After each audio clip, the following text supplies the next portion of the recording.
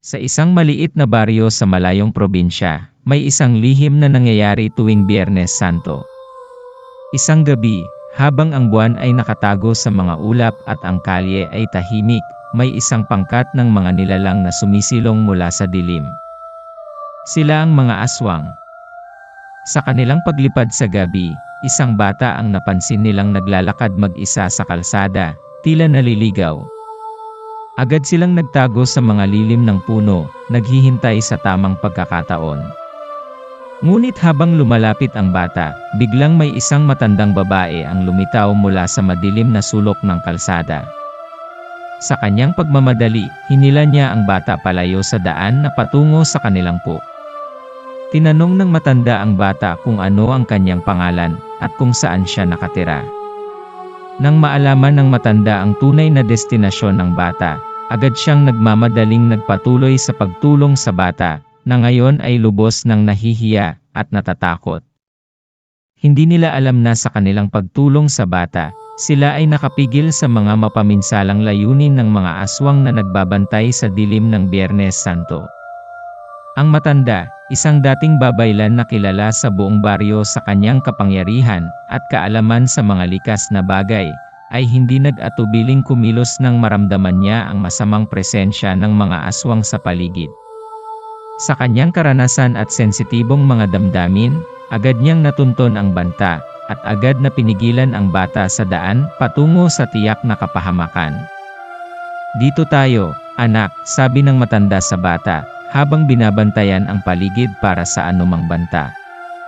"Ipinagdadasal ko na ang liwanag ay gabayan tayo sa aming patutunguhan." Nang hindi na maramdaman ang malaswang presensya, huminga ng malalim ang matanda. "Tulungan kitang makauwi ng ligtas. Tandaan mo, ang lihim na lihim ay ang kapangyarihan ng pagmamahal at pagkakaisa, laban sa dilim." Sa tulong ng matanda, ligtas na nakauwi ang bata sa kanyang tahanan. Ngunit ang lihim na karanasan na ito ay magiging simula ng isang bagong yugto ng pagkakaisa, laban sa mga puwersa ng kadiliman, sa pangunguna ng matanda, at ng buong komunidad na handang ipagtanggol ang isa't isa laban sa anumang panganib. Nang gabing iyon, habang si Aling Belen ay naglalakad pauwi mula sa simbahan, hindi niya namalayang may mga mapaminsalang mga mata na sumusubaybay sa kanya mula sa mga lilim ng kalye. Ang mga aswang na dating nagtatago sa dilim ay nagbabalik, handang maghiganti sa matandang babaylan na matagal na nilang hinahabol. Gabunin natin si Aling Belen, bulong ng isang aswang sa kanyang mga kasama. Ang kanyang kapangyarihan ay dapat nang tapusin. Sa mabilis na pagkilos, ang grupo ng mga aswang ay nagplano upang sakupin si Aling Belen. Ngunit ang matandang babaylan ay hindi nag-iisa. Kasama niya ang mga kaibigang nagmamahal sa kanya, at handang ipagtanggol siya, laban sa anumang panganib. Nang biglang umatake ang mga aswang, isang maingat na pagtatanggol ang isinagawa ng grupo ni Aling Belen. Gamit ang kanilang kaalaman sa mga anting-anting at kapangyarihan ng pagkakaisa, kanilang nilabanan ang mga aswang sa isang sagupaan na nagdulot ng liwanag sa dilim ng gabi. "Hindi niyo kami matatalo," sigaw ni Aling Belen, habang ang mga kaibigan at kapitbahay ay nagtatanggol sa kanilang lupang sinilangan laban sa kadiliman. Sa gitna ng laban, nang ang mga aswang ay tila napakarami, at ang kapangyarihan ay tila nagwawala, biglang nagbago ang anyo ni Aling Belen. Sa isang kisap mata, siya ay nag-transform mula sa kanyang dating anyo ng isang simpleng matandang babae, patungo sa kanyang tunay na anyo bilang isang pinakamakapangyarihang babaylan. Ang mga taga-baryo ay hindi makapaniwala sa kanilang mga mata, habang ang kanilang dating kapitana ngayon ay nagpapakita ng kanyang tunay na lakas at kapangyarihan. Sa kanyang bagong anyo, Aling Belen ay nagsimulang kumilos, pinalakas ng mga salita ng kapangyarihan at kaalaman na sa kanya'y kaakibat. "Tayo'y hindi magpapatalo sa dilim," sigaw ni Aling Belen, habang ang kanyang boses ay parang bagyo sa gabi. Ang liwanag ng pagkakaisa at pagmamahal ang magtatagumpay laban sa anumang dilim na sumasalakay sa ating bayan. Sa kanyang pangunguna, ang mga taga-baryo ay nagbalik loob sa kanilang pag-asa, na nagdulot ng lakas at determinasyon sa kanilang mga puso. Nagkaisa silang labanan ang mga aswang, hindi lamang para sa kanilang bayan kundi para sa kanilang kinabukasan at kaligtasan. Sa kabila ng tagumpay laban sa mga aswang sa kanilang baryo, hindi alintana ni Aling Belen ang mga lihim na kaganapan sa mundo ng kadiliman. Habang ang kanyang baryo ay tahimik, ang mga aswang ay nagpapalakas at nagpaplano para sa kanilang mapanakot na pagbabalik. Sa isang madilim na gubat sa malalayong bundok, ang mga aswang ay nagpulong kasama ang mga pinakamasamang nilalang sa kanilang lahi, mga agta, mga malalaking tikbalang, at iba pang mga salot ng gabi. Humingi sila ng tulong at payo mula sa mga ito upang mapalakas ang kanilang puwersa at magtagumpay sa kanilang layunin na gantihan si Aling Belen at ang kanyang komunidad. Ang bawat tira at galaw natin ay dapat na may plano at paghahanda, sabi ng pinakamatandang aswang, ang kanilang leader. Huwag nating baliwalain ang kapangyarihan ng mga tao, lalo na't ang babaylan na si Aling Belen. Kailangan natin silang durugin ng tuluyan. Sa gabing iyon, ang mga aswang ay nagkaisa na magpunta sa baryo ni Aling Belen na may higit pang kapangyarihan at mas malakas na puwersa. Handa silang magdulot ng takot at pananakot sa buong komunidad, at walang sinuman ang makapipigil sa kanilang masamang balak. Subalit ang mga tao, kahit na walang kaalam-alam, ay may taglay na tapang at determinasyon na ipagtanggol ang kanilang tahanan laban sa anumang panganib na dumating. Sa bawat panig ng laban, ang mga grupo ng masama at mabuti ay naghahanda ng buong tapang para sa nalalapit na pagtatagpo. Ang mga aswang, kasama ang kanilang mga kasamang mga nilalang ng kadiliman, ay nagtipon ng kanilang lakas at kapangyarihan, handang gapiin ang mga tao at ang kanilang mga tagapagtanggol. Samantala, si Aling Belen at ang kanyang mga kaalyado ay nag-aalala at nangangamba sa harap ng maaaring masakripisyong buhay ng kanilang mga kababayan sa laban sa mga aswang. Hindi maiwasang magduda si Aling Belen sa tama ng kanyang laban, ngunit sa kanyang puso, alam niyang kailangang lumaban sila para sa kaligtasan ng kanilang komunidad. Paano ko haharapin ang posibilidad ng pagkawala ng mga mahal sa buhay? Tanong ni Aling Belen sa kanyang sarili. Paano ko sila ipagtatanggol nang hindi sila nalalagay sa panganib? Ngunit sa gitna ng kanyang mga pangamba, isang pagninilay ang biglang sumagi sa kanyang isipan. Ang katatagan ng loob at pagkakaisa ng mga tao ang siyang magiging sandata namin laban sa kasamaan, sabi niya sa kanyang sarili. Kailangan naming ipakita sa mga aswang na ang liwanag ng pagkakaisa at tapang ay hindi matatalo ng kadiliman. Sa pamamagitan ng pagbibigay ng inspirasyon at lakas sa kanyang mga kasamahan, patuloy na nag-ensayo si Aling Belen at ang kanyang grupo para sa malaking laban na kanilang haharapin.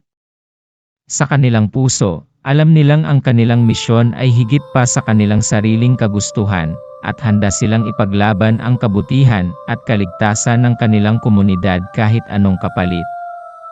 Sa gitna ng mga pangamba ni Aling Belen at ng kanyang mga kasama, dumating ang mga engkanto mula sa kaharian ng kalikasan upang magbigay ng tulong at proteksyon. Dumalaw sa kanilang lugar si Haring Engkanto, na dala ang kanyang makapangyarihang kapangyarihan at salita ng kaginhawaan. Aling Belen, simula ni Haring Engkanto, huwag kang mangamba.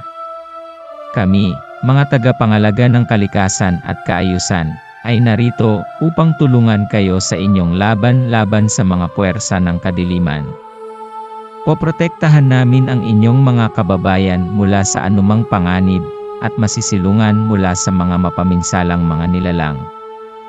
Ang pangako ng Haring Engkanto ay nagdulot ng pag-asa at lakas ng loob sa puso ni Aling Belen at sa kanyang mga kasama. Sa kanilang tulong at gabay, nagpatuloy sila sa kanilang mga paghahanda para sa nalalapit na laban, na may tiwala na sila ay protektado at gabayan ng mga puwersa ng kalikasan. Salamat sa inyong tulong at suporta. Pasasalamat ni Aling Belen sa Haring Engkanto. Hindi kami magiging nag-iisa sa laban na ito. Ang inyong presensya at tulong ay nagbibigay sa amin ng lakas at pag-asa. Sa pangunguna ng mga engkanto at sa tapang ng mga tao at ni Aling Belen, nagpatuloy ang kanilang paghahanda para sa laban sa mga aswang at sa mga puwersa ng kadiliman. Sa liwanag ng pagkakaisa at sa tulong ng mga engkanto, ang kanilang komunidad ay handang harapin ang anumang hamon na darating, handa na ipagtanggol ang kanilang tahanan at ang mga mahal nila sa buhay mula sa panganib ng dilim. Ang mga tagapagtanggol ng baryo, kahit nag-aalala, ay handa nang humarap sa hamon ng laban sa mga aswang. Ngunit sa kabila ng kanilang paghahanda, hindi nila alintana ang kakaibang dahilan kung bakit mas determinado at galit na galit ang mga aswang. Isang sikreto ang unti-unting lumutang mula sa madilim na kasaysayan. Ang pangunahing aswang na humahamon kay Aling Belen ay isang dating mangliligaw ng babaylan. Ang aswang na ito ay dating umaasa na mapapalapit kay Aling Belen, ngunit ang puso ng babaylan ay pumili ng pag-ibig sa isang tao.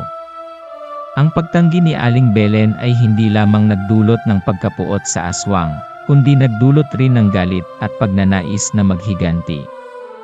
Ang kanyang pagpili sa isang tao kaysa sa kanya, ay nagdulot ng matinding put, at hinanakit sa puso ng aswang, na nagpapalakas sa kanyang determinasyon, na sirain ang kanyang dating minamahal. Ngayon, ang laban sa mga aswang ay hindi lamang tungkol sa proteksyon ng komunidad, kundi tungkol din sa pagtatanggol ni Aling Belen laban sa personal na pag-atake ng kanyang dating mangliligaw. Subalit sa kabila ng lahat ng ito, si Aling Belen at ang kanyang mga tagapagtanggol ay handa pa rin harapin ang anumang hamon at ipagtanggol ang kabutihan laban sa dilim ng kadiliman. Sa gabi ng paghaharap, ang baryo ni Aling Belen ay nababalot ng kaba at determinasyon. Ang mga tao ay nagkakaisa sa kanilang paghahanda, handang ipagtanggol ang kanilang tahanan at mga mahal sa buhay laban sa mga aswang at sa kasamaan. Sa kabilang panig, ang mga aswang ay handang-handa na rin. Sila ay nakalinya, puno ng galit at puot, at handang gapiin ang sinumang tatayo sa kanilang daan. Sa gitna ng dilim at katahimikan ng gabi, ang dalawang panig ay nagharapang muli. Ang pag-asa at tapang ng mga tao, kasama ang lakas at tulong ng mga engkanto, ay nagsilbing liwanag sa dilim ng kadiliman. Nagsimula ang sagupaan, isang labanang walang patid na nagdulot ng ingay at aksyon sa buong baryo. Ang mga aswang, pinuno ng kadiliman, ay nilabanan ng mga tao, pinuno ng kabutihan, sa isang labanang patas at tapat.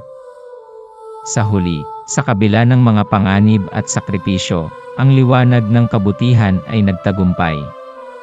Ang mga aswang ay napagtatanggol at napalayas mula sa baryo, at ang kapayapaan at kaligayahan ay muling nanumbalik sa lupang sinilangan. Komento sa kwento. Ibinahagi ko ang isang kwento na puno ng pakikidigma laban sa dilim ng kadiliman, ngunit mayroong pagkawala na nagdulot ng kalungkutan sa bayan. Ito ay isang kwento ng tapang, pag-ibig sa kapwa, at pagkakaisa laban sa masasamang puwersa. Ano man ang mga kaganapang naganap, ang kwento ay nagpapakita ng halaga ng pagkakaroon ng determinasyon at pagmamahal sa komunidad sa panahon ng mga hamon at pagsubok. Anong kaisipan mo tungkol sa kwento? May iba ka bang nais iparating o idagdag? Ikomento mo sa ibaba.